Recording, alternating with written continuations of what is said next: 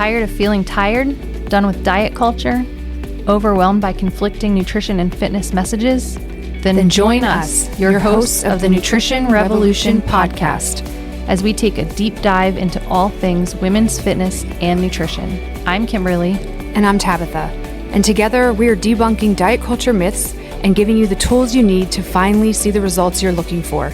It's time to revolutionize your nutrition and training. Welcome back to part 2 of our conversation with Sam Withrow, a licensed clinical social worker right here in the Delaware area. If you haven't checked out part 1, go listen to that and then come back for part 2 as we dive into a conversation on a specific eating disorder known as ARFID. Hope you enjoy this conversation. Do you see a lot of your patients struggling with the fad diets of like on again, off again? Not so much anymore. I mean, keto was a thing for sure. Keto is. But I mean, keto got results for people really fast, right? So, I mean, keto was a big fad. I do have a couple people that still kind of maintain, I can't say like a full keto regime, right? But like tenets of it, they still practice. But I think the thing with that, like if they're making it, like if keto is like their kind of lifestyle, like I did paleo and I don't call it paleo anymore because I will go off of it and I didn't fall off the wagon. It's just how I live now. Yeah. Paleo taught me a really healthy relationship with whole foods and that it healed my body from a lot of things. Like I learned so much from paleo. But now I have grown from that. I used it as a tool to get to a healthier spot. So I'm not on a paleo diet anymore, but I learned strategies from that. So if they're learning strategies from keto and then carrying that with them for the rest of their life, then good. But if they're like, I'm on keto this week and then I'm off and then I'm on and then I'm off, like it's just that's not a lifestyle. You're on just another quick fix diet. It's another fad diet. Yeah. I mean, paleo teaches you to eat real food. Yeah. Keto's more just carb avoidance. Right. Like, I've seen a lot of some of the fad diets from TikTok. TikTok. Yes, TikTok. I did want to talk to you about this. Pro and con on the TikTok world. Some TikTok and some. So one of the things I was interested in was the ARFID eating. And because that I'm seeing, so I have a client who is on it. Yep. Avoidant restrictive food intake disorder. Yes. ARFID. Okay. For our listeners unsure. Yeah. And she's doing great. We did not say she farted. We said ARFID. She's doing great. But I've also seen people using it on TikTok as an excuse to, again, have a diagnosis for the sake of followers. And then they're sharing their experiences and it's really misinformation, especially now watching my client go through this with you. She's doing really well and her strategies are working and I'm seeing so much growth. She's not doing anything that these TikTokers are telling her to do. And I'm watching, like, if she was following the TikTokers, she would be a disaster. Yeah. So talk to us a little bit about the reality of ARFID. Okay. Versus from the context of versus like picky versus do you actually, or are you just using this as another excuse for a quick fix? To be restrictive? What TikTok is. Yeah. Okay. So picky to justify being restrictive versus like an actual pathological condition. Yeah. Got it. Okay. So I always say at RFID. I don't know why. I just do. It's just kind of how I was conditioned. Restrictive food intake disorder, RFID. Okay, like so that. I've just always, I had professors in undergrad who always called it RFID. So I've had clients ask me like, are we saying the same thing? I'm like, yes. Okay. But you don't say it like the TikTokers. I know, so right? Like, how dare of me. Are you actually qualified? I know. I don't know. Depends on the day. Am I caffeinated? If not, then probably not. Okay. So RFID. So basically the way that I treat RFID, I use EXRP, which stands for Exposure Response Prevention Protocols. So we use EXRP as a way to expose someone to something in a very gradual methodology. So we use exposure protocols with anxiety. We use it really more with like phobias. So I had a client a really long time ago who her phobia was germs. But it was like germs in the context that it would make her sick or ill. So she would it was an anxiety with a phobia kind of wrapped around it. So she was a college student at the time. And so we did this is a really good kind of programming or example on exposure. So we started with like pictures and videos, right? Where we did, pictures and videos of people doing kind of like germ related things, right? We started with like a flat image and then a more animated image. And then we got to the point where I would eat like a granola bar in session. I wouldn't wash my hands. And then she had to watch me eat she didn't like watch me physically stuff my face, but it was a part of our conversation, right? So we try to stay in this like discomfort versus distress model. And that's a good framework in general in outpatient, because if someone is constantly distressed, then they're not programming correctly, right? Like they're not holding that ability for change, right? It's too much for them psychologically. So we want to be in the discomfort zone. We don't want to be distressed, right? If we're distressed, then it's too much for us and we need to walk back. The way that we measure that is with something called our SUDS, which stands for subjective unit of distress. This is kind of a scale in which we'll measure, okay, my SUDS is an 8, my SUDS is a 6, right? And we want to see the SUDS score when we expose you to the thing you're anxious about go down, right? So if it starts at an 8, next time I want it to be a 4, right? Then I want it to be a 2, right? I want it to go down. And we actually use a SUD score in EMDR too, right? Which we talked about earlier. And so there's lots of modalities that we use kind of a SUDS to measure how anxious or how distressed or uncomfortable, right, somebody would be. And so with EXRP, right, this client I was talking about, then what we did was we graduated and made her do some of those things, right, that made her uncomfortable. And then we actually went off-site and we like visited places, like we worked up to getting to the hospital emergency room, right? And she went and she sat in the hospital emergency room, and that was a huge deal for her. You actually had her physically go sit in the okay, cool. Yeah, and not she was just able visualize to do that. doing No, this. we went. Yeah, we went. Yeah, we went. And she was able to do that, right? Like her SUD score supported that, and she was able to do that. And so she was able to graduate. Graduate's kind of a weird word for therapy, but she was able to like, leave. You know, she terminated, the therapeutic service, and she was able to kind of move forward. But, and she was able to expose herself to things that make you anxious. I've had clients use EXRP for all kinds of things, making phone calls, windows. I had a client who had a phobia of windows, which that's really not like practical, right? Like that's a big one that's going to impact your life. Yeah. All kinds of things that we could have a fear or an anxiety about. So with food, you can see how this would apply, right? Yeah. So ARFID or RFID, right, is this concept of it's almost where like sensory issues and eating disorders meet, essentially. And it's this weird combination of the two where, honestly, I see it most in autistic children.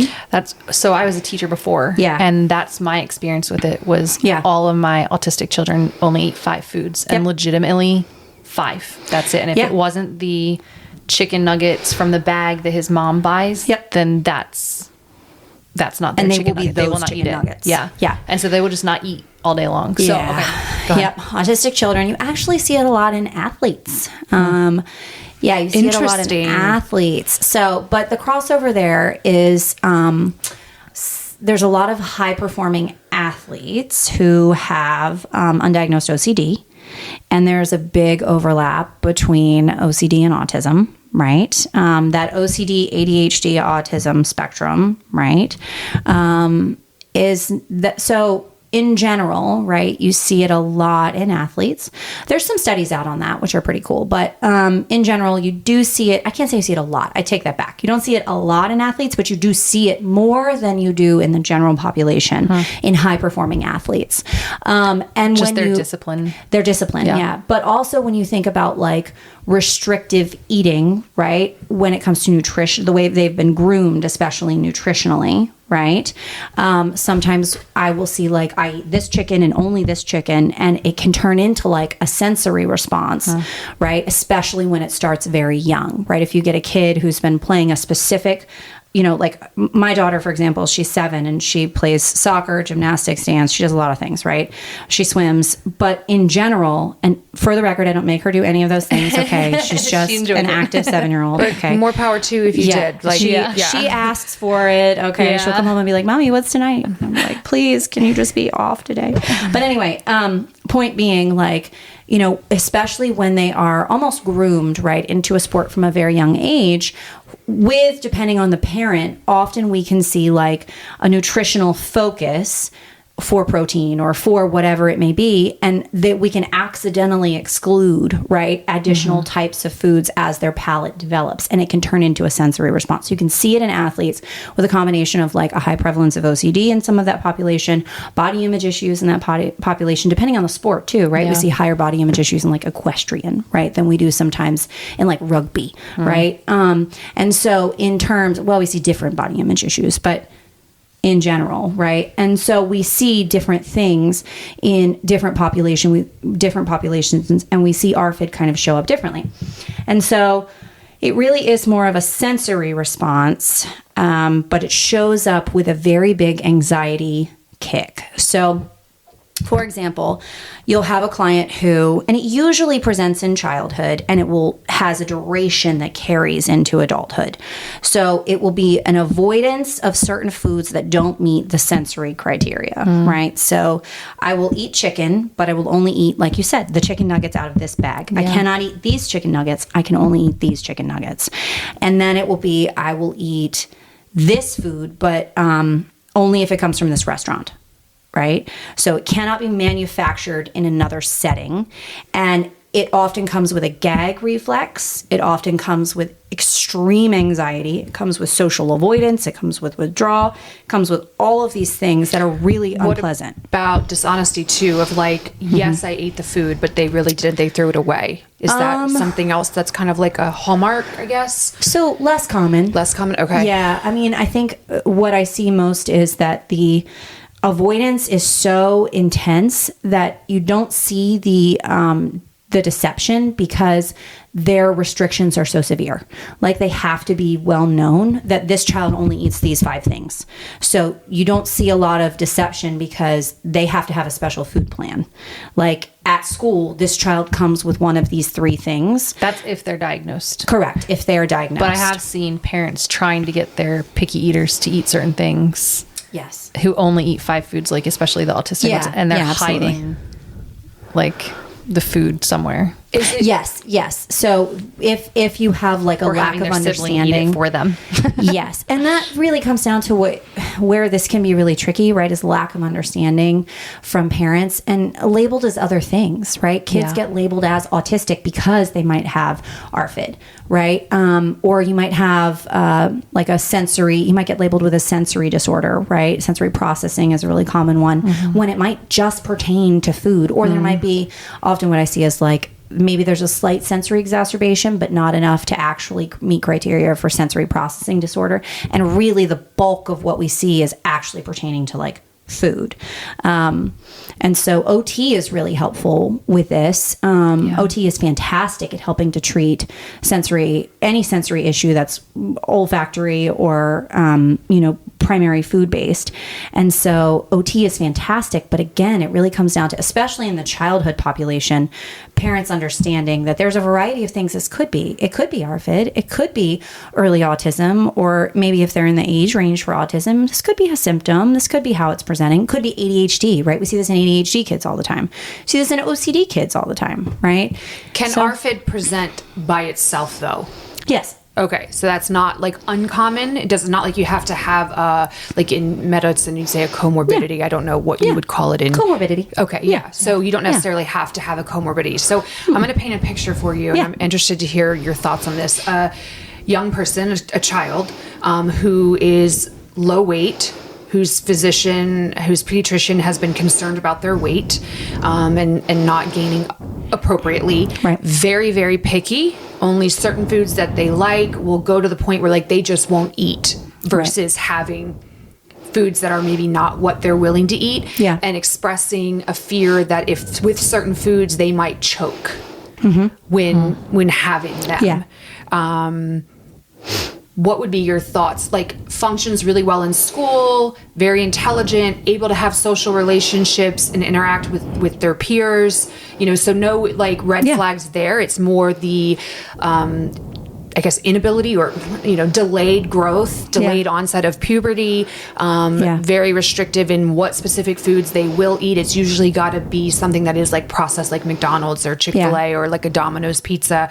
And then the foods that they don't like or whatever, it's okay, if I eat this I might choke or gag or just sitting kind of pushing food around their plate and skipping eating at the expense of their like health. Yeah. You know what I mean? Like, obviously okay with being hungry and ignoring that. Yeah. Thoughts? I mean, there's a lot of that comes out as ARFID, right? So yeah, I mean, and you hit kind of one of the biggest pieces that comes out when we're assessing for diagnosis is the choking, right? The fear of choking, the fear of gagging, and the public reception of that, right, creates an anxiety response. And so you will see food avoidance as a result, right? So when I'm doing exposure response with clients, especially who have this as a diagnosis, right, part of that exposure is not just the food, but it's the food in public, right? And so it's often like a multi-layer step where we're exposing ourselves to whatever's on our food exposure plan. We're checking our SUDS, but simultaneously the next step is also exposure in a setting, right? That if we have that gag reflex, if we have that fear of choking, we're reverse catastrophizing. Like, if I choke, if I gag, what is the worst possible case scenario that happens? Is everyone going to talk about me? Is everyone going to say something really terrible? Am I going to actually die? And it's often not actually the fear of actual harm. It is more so, in the adult population, it is more so the fear of public reception. In the pediatric population, it kind of varies, really. Some kids, it is actually just the feeling, right? Especially because this is a sensory issue. And in some of them, it is, I don't want everyone to laugh at me. I can't choke, I can't gag in front of people at my table every time I have to take a bite of what they served for lunch in the cafeteria. So then they restrict, right? Then they just won't eat it. And then they only eat with a safe person or... Yeah. And if you don't have mom or dad or whoever's at home who is receptive or educated or who understands, and think about how hard that is for mom or dad. If you have a kid who just really seems drawn to these foods, but it maybe isn't verbalizing completely like their actual emotional response to this, right? Like, deciphering that can be really hard for mom or dad, right? Sometimes it's clear cut. You've got a kid who will literally only eat these 3 things. That's a call to the pediatrician, right? I think sometimes it's not. The things with parents is the hard, like, I've watched several parents go through this specifically, especially your situation, like that story you told. Yeah. The parents are either one, okay, let me figure out what's going on and get you all of the help with OT or therapy or whatever. Yeah. But on the drastic side, it's, well, this is why you are the way that you are. And you're a picky eater, but you will eat candy and you'll eat junk food. So you're just being picky and bad. Right. Weaponizing some of the things that they respond well to or they enjoy, right? But are seen again. And that goes into like generational issues with food, right? Right. This is something that provides no nutritional value to you, but you don't have an issue with that. But I ask you to eat the broccoli and here's what happens, right? And so, and again, like if we look at the sensory responses to things like, why do we not have an issue to lollipops, but we do have an issue to broccoli? I mean, those are 2 very different foods. Have you cooked broccoli lately? Gross. Well, one of them was like, you said gross. Yeah. You'll eat green food. You'll eat green Skittles, but you won't eat green broccoli. Yeah. But I thought you didn't like green foods. Yes. Right? So like that's when I hear a lot. Yeah. And to be honest, there's some validity to some of those questions from parents, and they need to be investigated, right? Because there are, like you said, with the TikTokers, some people who are exploiting that, right? Overwhelmingly, the pediatric population, ages 10 and under, is not overwhelmingly exploiting, right? Yeah. Like green Skittles versus green broccoli. Yeah. So there is a level of investigation that parents have to do when you have kids who present with some of these issues. I hope that parents are doing that, but we've also already addressed the overwhelming amount of information about all of these things, trying to decipher, does my kid have a food issue? Does my kid have potential RFID? Does my kid have, ADHD or OCD, and how much those two things overlap? Just deciphering what's ADHD, OCD, autism, and how food may come into that. And then have you tried to get a kid into an assessment lately for those things? Good luck. We'll see you in 2 years, right? So like in terms of how all of those things play out for parents, I feel for parents who have kids with some of these issues. So I do think that information is really important. You did a great job describing, right, a scenario where you had a kid who was avoidant as a response of fear, right, of an anxiety-based response. So underlying, because I think the question you initially asked a couple minutes ago, right, was like, underneath of that, is it always comorbid, or can it just be an aversive response to food, right? Sometimes it can be an aversive response to food, and it doesn't have to have a comorbid diagnosis next to it, right? But what I find is most of the time there is something.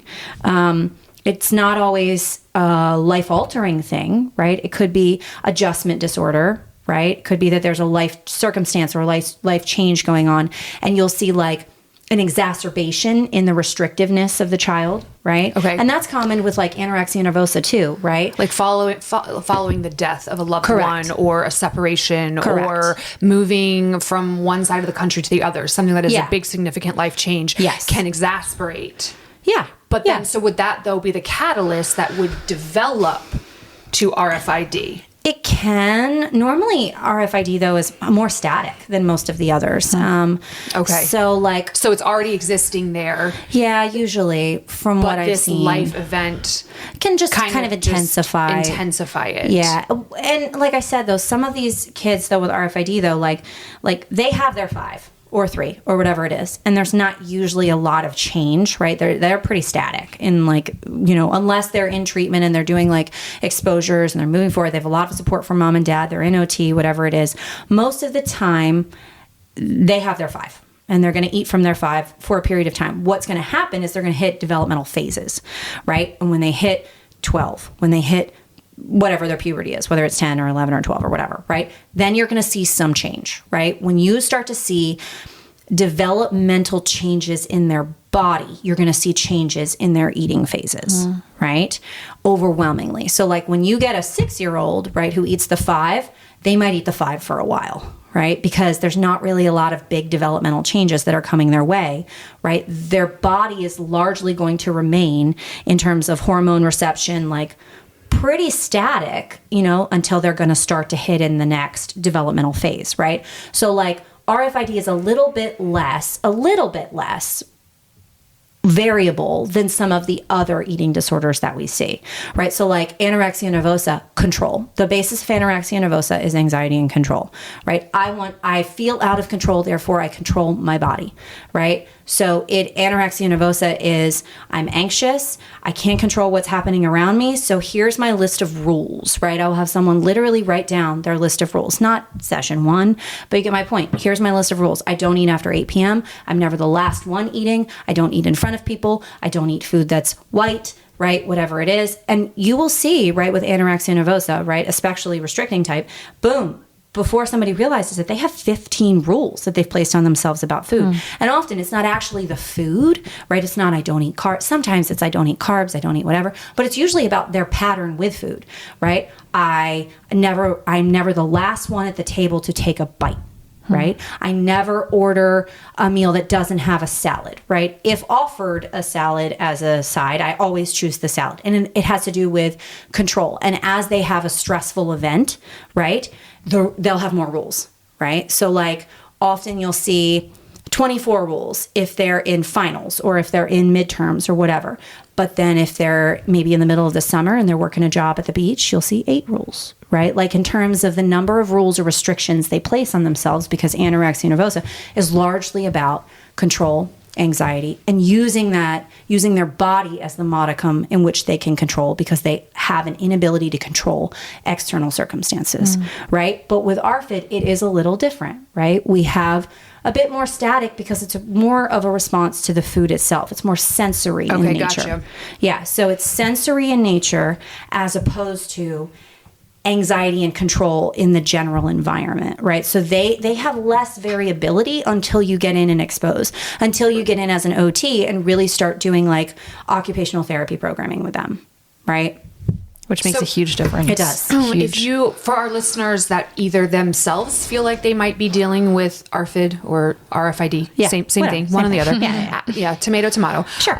Or you're a parent that's listening and is like, wow, Tabitha perfectly described my child and what we're dealing with. What would be your advice to those individuals of first steps or where to go to begin getting help for their kid or themselves? Yeah. What would you, if it was like your child, what would you do? Yeah. Okay. So first thought, I mean, obviously I would love if we had like a ton of therapists who were working outpatient around here who knew about it and knew how to treat it and also knew how to run exposure response prevention protocols or just exposure protocols in general, right? And would take kids, because that's the second piece of this, right? Is the pediatric population. Even I don't work with kids. And it's not because I don't love them, it's because I have them. And I only have so much brain power, guys.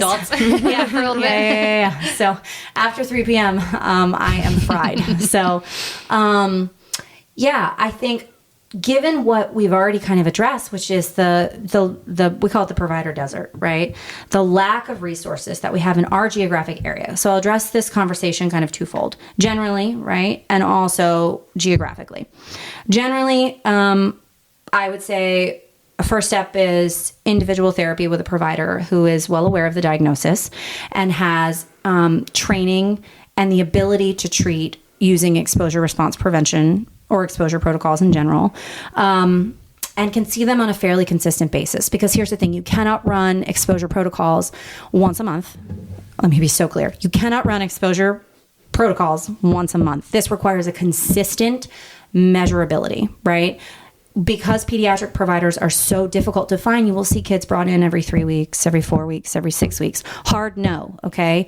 You have to have a provider. If the provider is going to offer these services, seeing these kids on a consistent basis, which requires the provider to be able to offer a low enough caseload to see the child at the rate at which the service actually demands. That's hard enough in and of itself, right? Because we're talking about finding a provider, one who's taking new clients, finding a pediatric provider, and then finding a pediatric provider who's also qualified and knowledgeable. I'm aware of the difficulty and barriers there. But like I said, in a perfect world, and generally, you need a pediatric outpatient therapy provider who can meet those three things. The second piece of this is, and this is more of a geographically, is I would definitely recommend, if you have a kid who hears, or when you hear this, who kind of sounds like, okay, my kid has a sensory issue, and I want to make a point to parents too, that you don't have to diagnose your kid, right? Like if you hear today's session and you're like, that kind of sounds like my kid.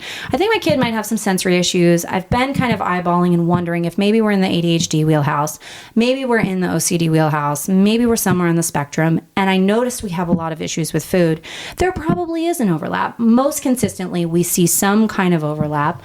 Is some kind of environmental catalyst, right? You can have a diagnosis of just ARFID, right? But for the most part, there'll be something, and it may be short term though, right? In terms of that diagnosis. But like I said, ARFID generally tends to be pretty static until treatment can intervene and help that person expose, lower those SUDs, and then learn kind of a new eating plan. So that being said, you are not responsible as a parent for diagnosing your child and figuring out what's what. That's not physically possible unless you're a trained provider. And let me also say, as a trained provider, sometimes even I can't tell, right? Because I'm just too close. And so just call the pediatrician would be my first thought. I hope you have a good pediatrician. Those are hard to find too. Yeah. Like I'm well aware, all right?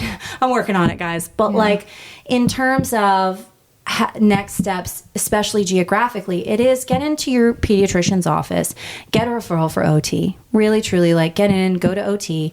Around here, we have Beyond, right? We have a couple of others, but I know we have a few up in the Middletown area. I think we have one down in Milford. But in general, an OT assessment would really be the first place to start. If you have another provider who's willing to write the referral for that, then them too, whoever. Most parents start with seeing the pediatrician, describing the behavior, letting them know their concerns, and going to an OT referral. I'm a big fan of AI's behavioral health. It's incredibly difficult to get into AI's behavioral health. And they have a list of things that's called on their formulary that they, in terms of diagnoses that kids have to come in with in order to get in to see their providers. But pediatricians can put a referral in to AI behavioral health.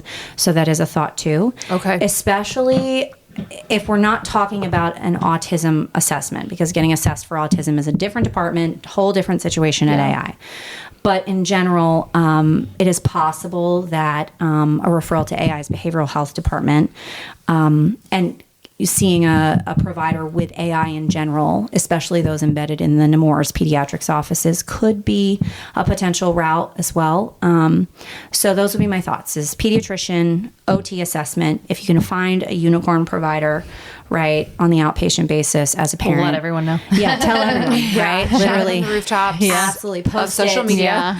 Give it to every elementary school in the Kent County area. That person will work 800 hours a week. As you know. 100%. Yeah.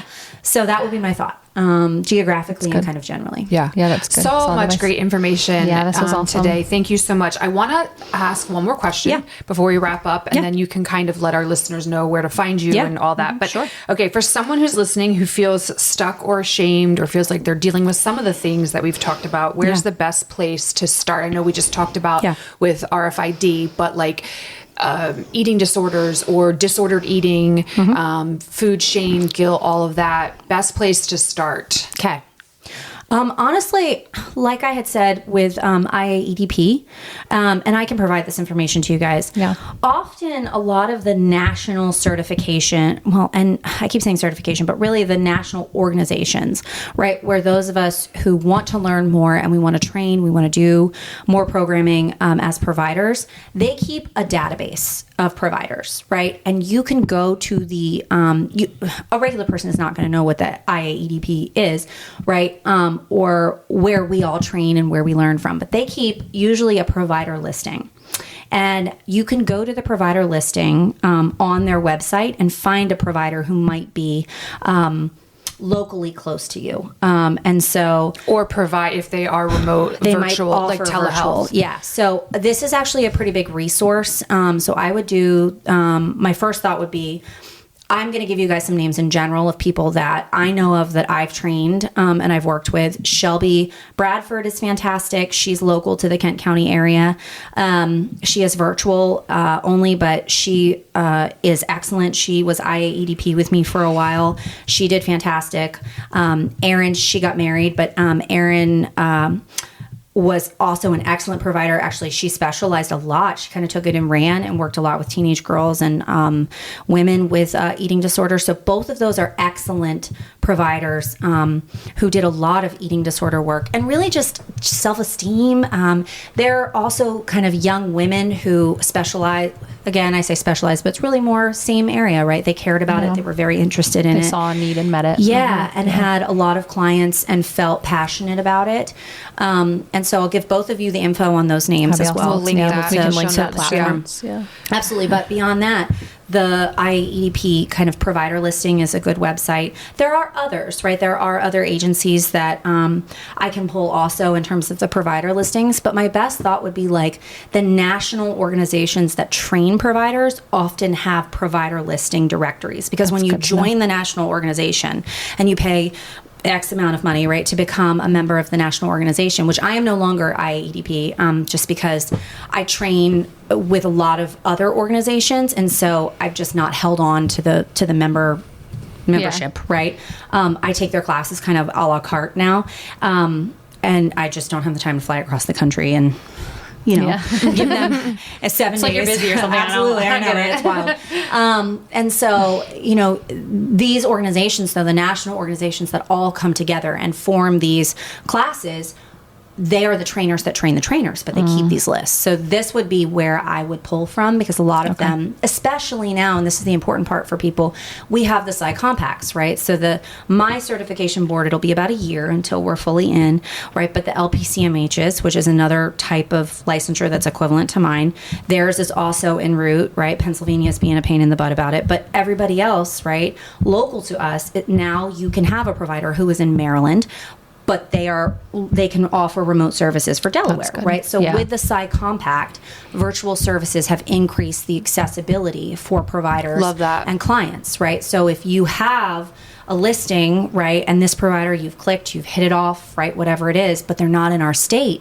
you can check to see if the Psy Compact covers them, right? The APA, which is the organization that governs our psychologists, right, our PsyDs, our PhDs, right, they maintain the Psy Compact for longer, right? So PhDs, PsyDs, LPCMHs, right, and now LCSWs are all Psy Compacted, except for LCSWs pulling in a little later. But point is, we can pull from these provider listings of people that are a member of these ongoing organizations and they train regularly. So that would be my best resource. Awesome. Thank you. All right. Yeah. So where can our listeners connect with you, Sam? Yeah. Or what's next for you?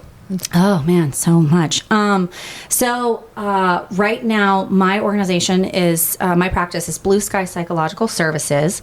I've been running Blue Sky for a long time. I mean, I think I opened COVID maybe, which was a wild ride, opening a practice during the middle of COVID. Yeah, I got one too many emails and was like, y'all, I'm done. I'm out. I'm not going to have a meeting 6 feet apart in a lawn chair. I'm done. So I opened Blue Sky in COVID, and it's just been me kind of rocking out on my own, offering a lot of virtual services and adapting the therapeutic modalities I was already running to whatever my clients needed.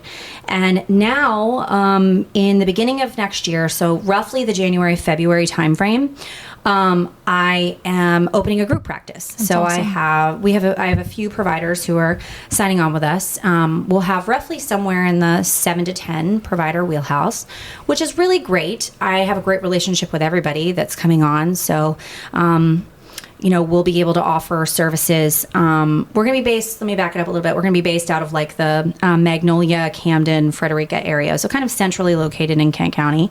And I have a very good friend who's going on this journey with me. And so she and I are collaborating and making this a really accessible practice. We're hoping to really assist with adults primarily. We're going to see 12 and up. Nice. So again, I'm very well aware of that gap in pediatric services. So we're hoping to build a partnership with some of the other practices in the area that do offer pediatric services. So especially because I'm aware of these needs, we'll work hard to make sure that we have those resources if people do reach out for those that either have this diagnosis or need treatment for something similar. Awesome. All right. So Blue Group. Blue Sky. Blue Sky now, Psychological and then what Services. Is the name of the new group practice is Magnolia House Mind and Wellness. Okay. So that'll be up and running in January, February. As of now, I'll give you guys my info, but for sure. I think I might have an Instagram, but I don't know that I've touched it since 2021. Magnolia House Mind and Wellness coming early 2026. Coming early 2026. But good for you. Now, Blue Sky Group or Blue Sky Psychological Services. Blue Sky Psychological Services. Well, thank you so much, Sam. It's been such a pleasure. Appreciate it. Appreciate your time. Yeah, no problem. Thanks, guys. Right. If you or anyone you know are struggling with their food relationships, we hope this gives you the encouragement to seek professional help. We will link Sam and her resources in the show notes for anyone who needs to take the next step for their health. Thanks for spending your time with us. If you found this podcast helpful, we would love for you to share it with your friends and family, and don't forget to subscribe on your podcast platform. If you have nutrition or fitness questions you want answered on future episodes, we would love to hear from you.